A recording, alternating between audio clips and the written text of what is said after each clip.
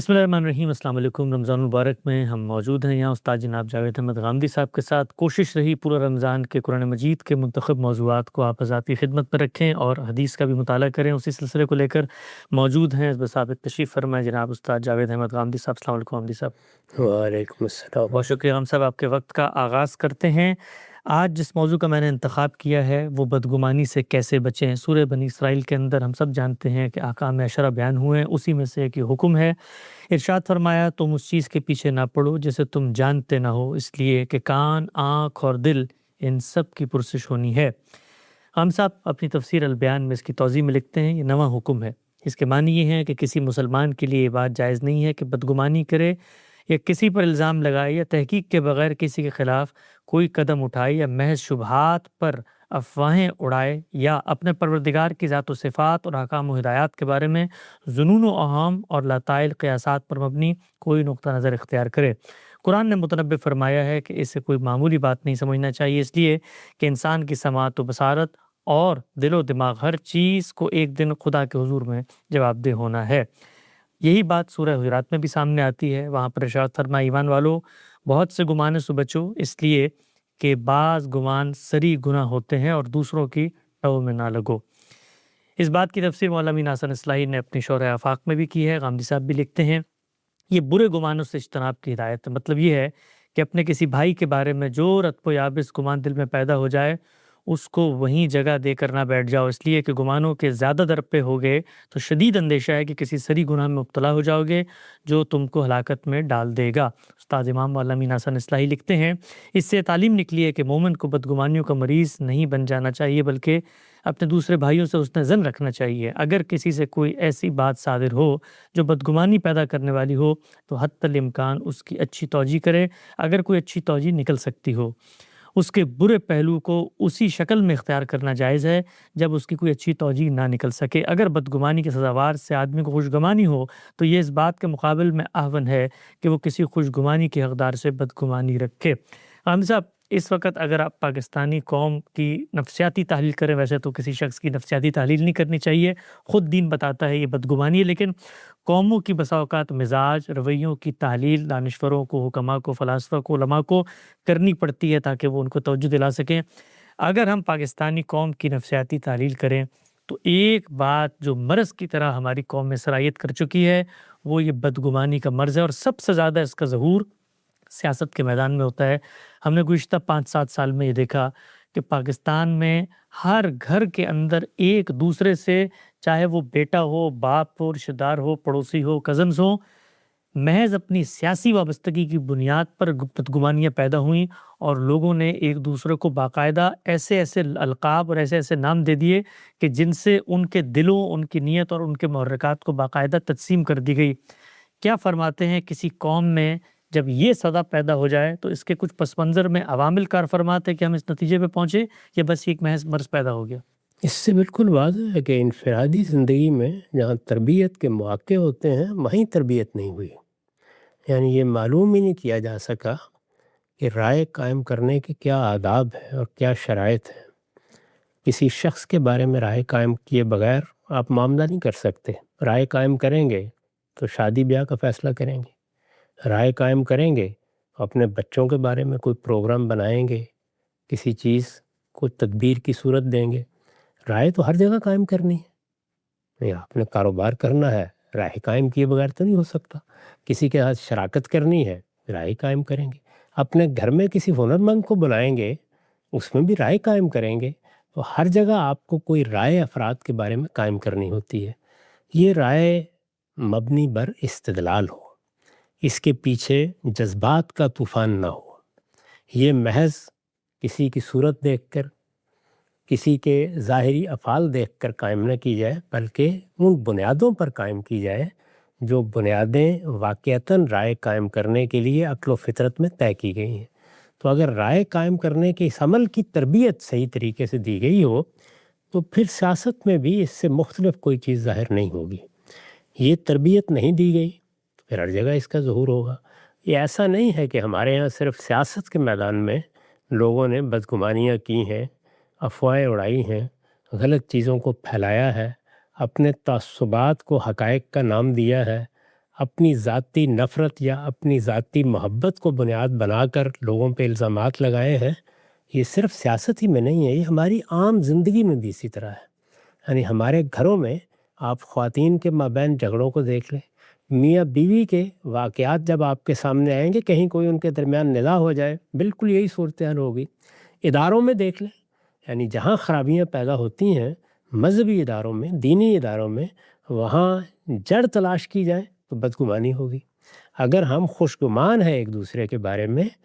تو پھر یہ ممکن ہی نہیں ہو سکتا کہ ہمارے درمیان تعلق، رابطہ ختم ہو جائے۔ ہم بیٹھے بٹھائے کسی شخص پر کوئی اتہام کر دیں، پھر تو تحقیق کے مراحل سے آدمی گزرے گا اگر کوئی بات اس نے فی الواقع کرنی ہے، یا اگر کوئی غلطی، کوئی کوتاہی سامنے آئے گی تو صحیح جگہ پر رکھ کر اس کی اصلاح کرنے کی جدوجہد کرے گا۔ یہ چیز چونکہ ہماری انفرادی زندگی میں تربیت نہیں پاتی، تو پھر جب سیاسی زندگی میں ہمیں بات کرنے کا موقع ملتا ہے تو یہ دیکھیے کہ لوگوں نے ایک دوسرے کے نام رکھے، حالانکہ کہ سری لفظوں میں قرآن کہتا ہے کہ وَلَا تَنَابَزُوا بِالْأَلْقَابِ، یعنی کسی کو آپ فلاں جماعت سے تعلق کی وجہ سے یہ کہہ دیتے ہیں، کسی کو وہ کہہ دیتے ہیں، یہ چیزیں زبان پر بھی نہیں آنی چاہیے۔ یعنی میں اس وقت مثال کے طور پر بھی یہ پسند نہیں کروں گا کہ میں وہ الفاظ بولوں۔ تو اگر ایک آدمی فی الواقع خدا ترس ہے تو اس کو دیکھنا پڑتا ہے کہ افراد کے بارے میں کوئی بات کہنے کے کیا آداب اللہ تعالیٰ نے بتائے ہیں۔ یہ جو آیت آپ نے پڑھی ہے سورہ حجرات کی، اجتنبوا کثیرا من الظن ان بعض الظن اثم، ہر وقت اس کو سامنے رکھنا چاہیے۔ بلکہ میں تو بارہا لوگوں کو توجہ دلاتا ہوں کہ پوری سورہ حجرات ہی ہر وقت لوگوں کے سامنے رہنی چاہیے۔ اس میں بہت باتیں کہی گئی ہیں، اس میں رسالت مآب صلی اللہ علیہ وسلم کے بارے میں ہمارا رویہ کیا ہونا چاہیے اس کو بیان کیا گیا ہے، باہمی تعلقات میں کیا ہونا چاہیے، کوئی خبر دینے میں کیا ہونا چاہیے، خبر وصول کرنے میں کیا ہونا چاہیے، ہماری برادریوں اور تعلقات اور روابط میں کس جگہ ہمیں صحیح رویے کے ساتھ دوسروں سے معاملہ کرنا چاہیے۔ اسی طرح غیبت ہے، اسی طرح تمسخر ہے، اسی طرح دوسروں کی مختلف صورتوں کا تجسس کرنا، ایک ایک چیز کو زیر بحث لا کر یہ بتایا گیا ہے کہ ان برائیوں سے اپنے آپ کو بچائے رکھو۔ اگر ان برائیوں میں پڑو گے تو تمہاری زندگی اختلال کا شکار ہو جائے گی۔ یہ جو تصویر آپ نے بیان کی ہے کہ گھروں میں لوگ جنگ و جدال برپا کر بیٹھے، بھائیوں میں بات کرنا مشکل ہو گیا، مجالس میں ایک دوسرے سے تبادلہ خیالات پہ مشکلات پیش آ گئیں، لوگوں نے اسی بنیاد پر آراء قائم کرنا شروع کر دی، مذہب میں بھی، دانش میں بھی، علم میں بھی۔ جی اس سے بڑا المیہ کیا ہو سکتا ہے؟ تو یہ سب چیزیں کیوں ہوئیں؟ اس لیے کہ ہم نے اپنی باغ جذبات کے ہاتھ میں دے رکھی ہوئی ہے، اور جب ہمیں کسی شخص سے نفرت ہو جاتی ہے تو پھر ہم اس میں کوئی خوبی تسلیم کرنے کے لیے تیار نہیں ہوتے، اور جب کسی شخص سے محبت ہوتی ہے تو پھر اس میں کوئی خامی تسلیم کرنے کے لیے تیار نہیں ہوتے۔ اگر ہم قائم بالقسط ہوتے اور یہ جانتے کہ ہمیں انصاف کے ساتھ بات کرنی ہے اور ہر چیز کا انصاف کی روشنی میں جائزہ لینا ہے، تو یہ ممکن نہیں تھا کہ اس طرح کے جنگ و جدال کی نوبت آ جاتی۔ جنگ و جدال کی نوبت کبھی شرفاء کے درمیان آراء کے معاملے میں آنی ہی نہیں چاہیے۔ ہمیں یہ تسلیم کر کے دنیا میں زندگی بسر کرنی چاہیے کہ یہاں مذہب میں، دین میں، علم میں، سائنس میں، فلسفے میں اور سیاست میں بھی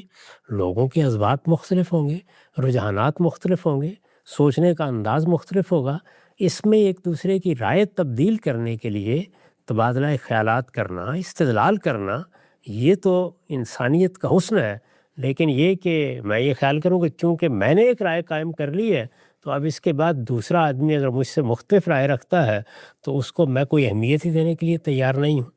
یا میں اس کی کوئی دوسری اچھی بات بھی سننے کے لیے تیار نہیں ہوں، تو یہ بڑی الم انگیز صورتحال ہے۔ اور کوئی شبہ نہیں کہ میں نے بھی اس کا مشاہدہ کیا ہے۔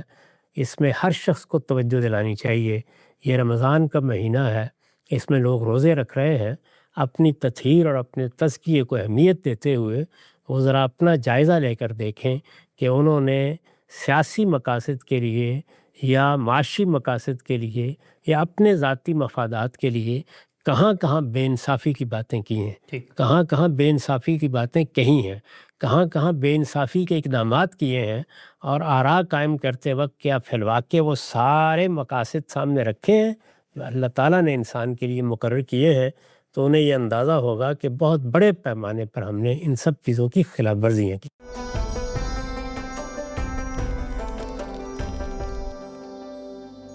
بڑے پیمانے پر خلاف ورزی ہوئی ہے۔ ہماری قوم کو بالخصوص اس مہینے میں قرآن مجید کی اس نصیحت کو سامنے رکھنا چاہیے، اور بالعموم جس وقت ہم بہت زیادہ بحثیں کرتے ہیں اور اپنے سیاسی لیڈر کی برتری اور تفوق اور علوف ثابت کرنا چاہتے ہیں،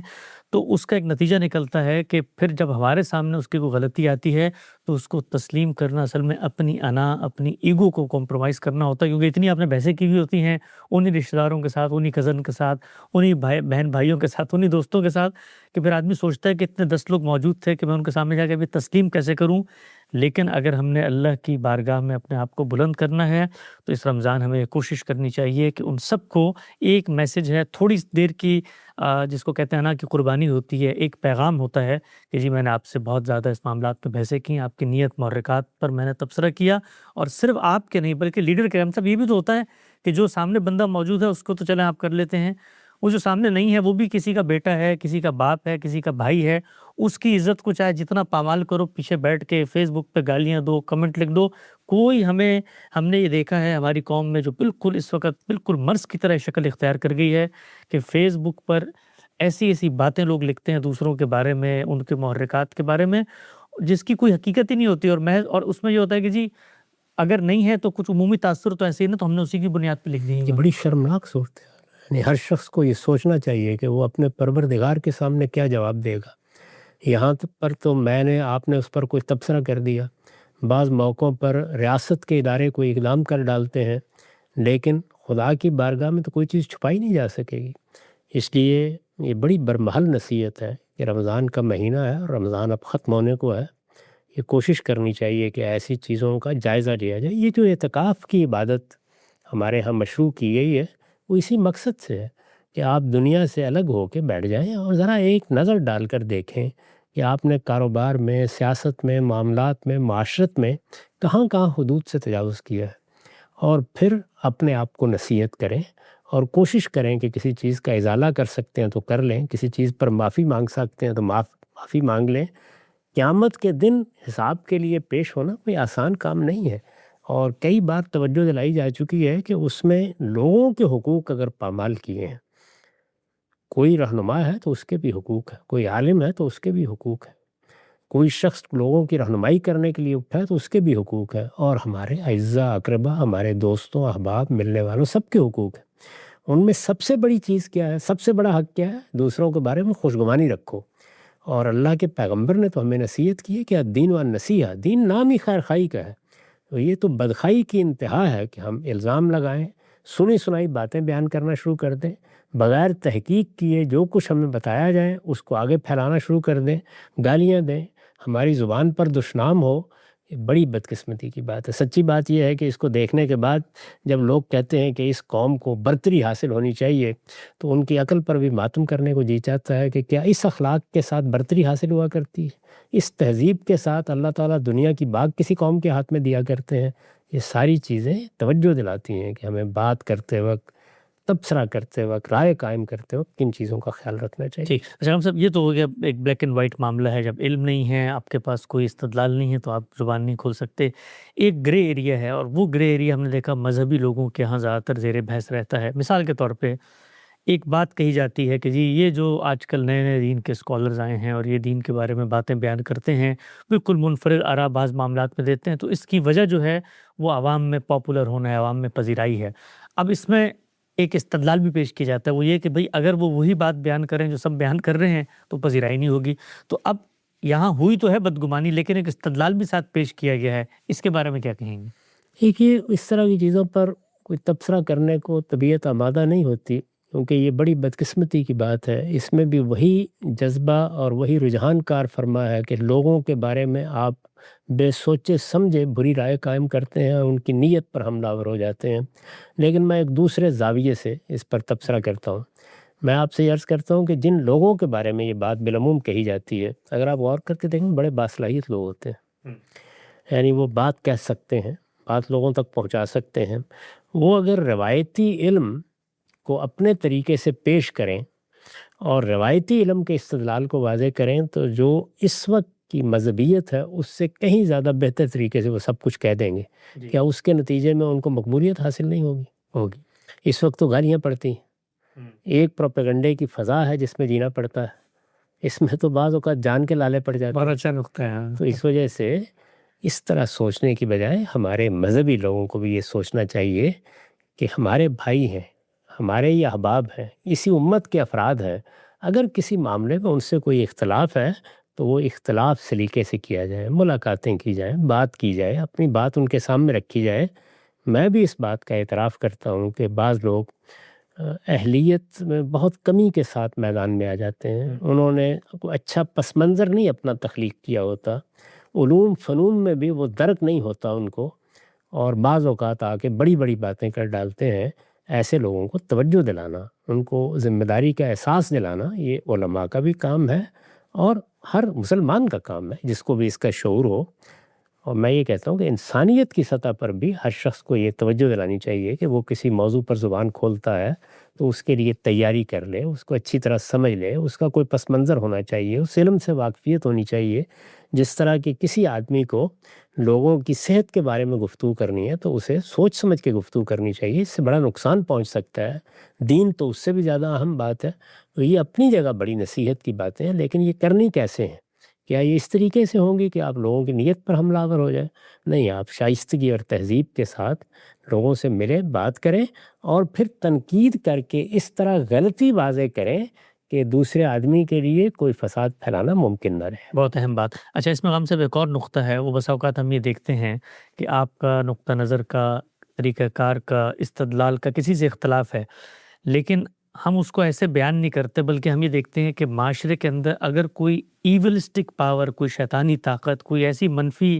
تحریک بھی اسی نقطہ نظر کو کسی دوسرے زاویے سے پیش کر رہی ہے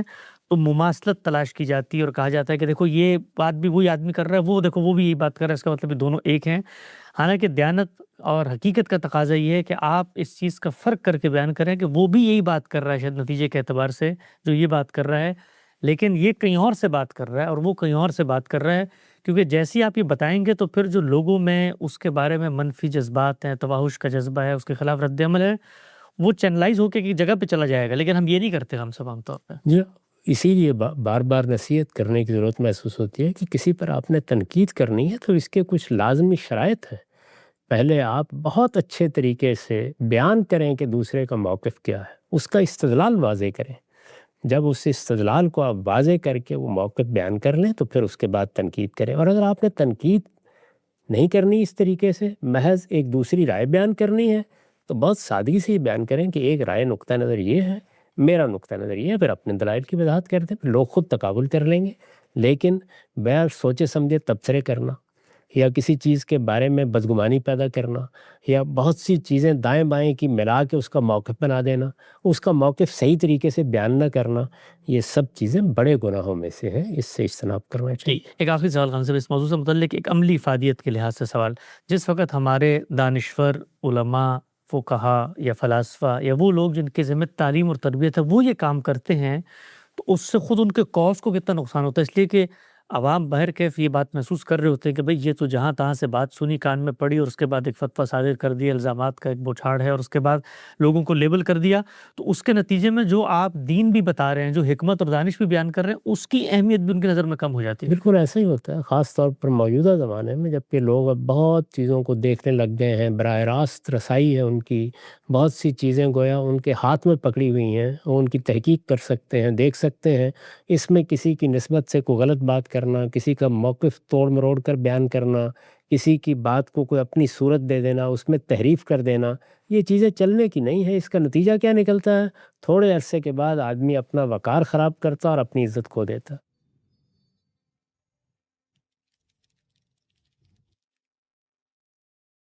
ڈریم گارڈنز فیز 2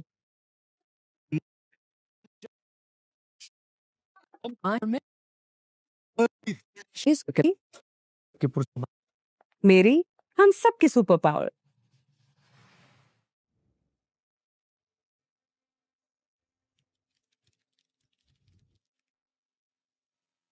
کس قدر اہمیت ہے دین میں اس بات کی کہ ہم بدگمانیاں لوگوں کے بارے میں دلوں میں پیدا کریں اور پھر اس کو زبان تک لے آئیں۔ اللہ کی بارگاہ میں سب کی پرسش ہوگی۔ آگے بڑھاتے ہیں سلسلہ گفتگو، کچھ روایات میرے سامنے ہیں۔ انس بن مالک رضی اللہ عنہ سے مروی ہے کہ رسول اللہ صلی اللہ علیہ وسلم نے فرمایا، لوگوں کے لیے آسانی پیدا کرو، انہیں مشکل میں نہ ڈالو، اور انہیں اطمینان دلاؤ، ان کو بھگاؤ نہیں۔ ہم صاحب نے اپنی کتاب علم النبی میں اس حدیث کی توضیح بھی کی ہے۔ آپ لکھتے ہیں مطلب یہ ہے کہ ان کے سامنے دین کو اس طرح مشکل بنا کر پیش نہ کرو کہ وہ اس سے گریز و فرار کے راستے تلاش کرنے لگیں۔ یہ اس لیے فرمایا کہ ایک ہی چیز بعض اعتبار سے سہل اور بعض اعتبار سے مشکل ہوتے ہیں، چنانچہ دعوت کی ابتدا میں اگر اس کے وہی پہلو نمایاں کیے جائیں جو بیگانہ سے بیگانہ لوگوں کے اندر بھی دل آویزی کا بہت کچھ سامان رکھتے ہیں، تو بعد میں توقع کی جا سکتی ہے کہ وہ اپنے طبائع سے بظاہر ناموافق چیزوں کو بھی بتدریج قبول کر لیں گے۔ غم صاحب، اگر مسلمانوں کی موجودہ مذہبیت اور دعوت کی منہاج میں کسی ایک غلطی کی نشاندہی کی جائے تو وہ یہی ہوگی کہ ایک آدمی جس نے ابھی مثلا اسلام کو اپنے شعور، اپنے اعماق میں قبول ہی نہیں کیا، آپ اس کو اتنے مشکل فقہی مسائل میں مواخذے کی جگہ پہ کھڑا کر دیتے ہیں کہ پھر وہ پورے دین سے متوحش ہو جاتا ہے۔ اس میں جو چیز ملحوظ نہیں رکھی جاتی وہ ترتیب ہے، یعنی جو پیغمبروں نے ہمیشہ ملحوظ رکھی ہے، وہ جب بھی دعوت دیتے ہیں تو وہ پہلے بنیادی چیزیں بتاتے ہیں، یعنی وہ ایمانیات کی چیزیں کیا ہیں۔ آج کے مسلمانوں کو اگر آپ دیکھیں تو ہمیں عورتوں کو، مردوں کو کہاں سے دین کی دعوت دینی چاہیے؟ پہلے اللہ کی سچی معرفت پیدا کرنی چاہیے۔ اللہ تعالیٰ محض ایک تصور نہیں ہے، ایک ہستی ہے، وہ ہمارا خالق ہے، اور وہ حی و قیوم ہستی ہے۔ اس کے ساتھ جب تک زندہ تعلق پیدا نہیں ہوگا، مذہب کہاں سے آ جائے گا؟ پھر تو وہ محض کلچر ہوگا، اور روایت کے تحت ہم بعض چیزوں کو مان رہے ہوں گے یا بعض مراسم ادا کر رہے ہوں گے۔ اللہ تعالیٰ کی سچی معرفت، اللہ تعالیٰ کی توحید کا صحیح تصور، اور اس کے بعد ضروری اعمال بتائے جائیں، جیسے نماز ہے، جیسے روزہ ہے، یا اخلاقی لحاظ سے جن چیزوں کا لحاظ کرنا چاہیے وہ چیزیں مقدم کر کے بتائیں۔ جب وہ چیزیں راسخ ہو جائیں گی اور لوگ اس کو سمجھ لیں گے، اور برے بھلے حالات میں بھی وہ اپنی نماز کا اہتمام کریں گے، روزے کا اہتمام کریں گے، اللہ تعالیٰ کی ہدایت پر قائم رہنے کی دعائیں کریں گے، اللہ تعالیٰ کے ساتھ ان کا تعلق سچا ہوگا، اس کے بعد آداب کی چیزیں، اس طرح کی بہت سی چیزیں وہ خود بخود سیکھنا شروع کر دیتے ہیں۔ لیکن ہمارے ہاں عام طور پر ابتدا ہی ان چیزوں سے کی جاتی ہے، اور نتیجہ یہ نکلتا ہے کہ ایک تواہش، ایک وحشت پیدا ہو جاتی ہے، اور پھر لوگ دین کی بات سننے کے لیے بھی تیار نہیں ہوتے۔ یہ بہت اہم نقطہ ہے، اور اسی کے ساتھ ایک منسلک بات یہ بھی ہے کہ نیکی، تذکیر، یاد دہانی کی بات اس وقت کرنی چاہیے جس وقت فضا موضوع ہو، زمین ہموار ہو، لوگ سننے پر آمادہ ہوں۔ قرآن مجید نے خود بتایا فذکر ان نفعت الذکریٰ، اس وقت یاد دہانی اور تذکیر کی بات کرو جس وقت فائدہ دیتی ہو۔ ہمارے یہاں اس کی بڑی کمی ہے کہ ہر وقت ہی لٹ لے کے آدمی لوگوں کے پیچھے پڑا رہتا ہے۔ غامدی صاحب کے ساتھ رمضان میں نشریات کا خصوصی سلسلہ جاری ہے، وقت یہاں پہ ختم ہوتا ہے، اب تک آپ لوگ کا بہت شکریہ۔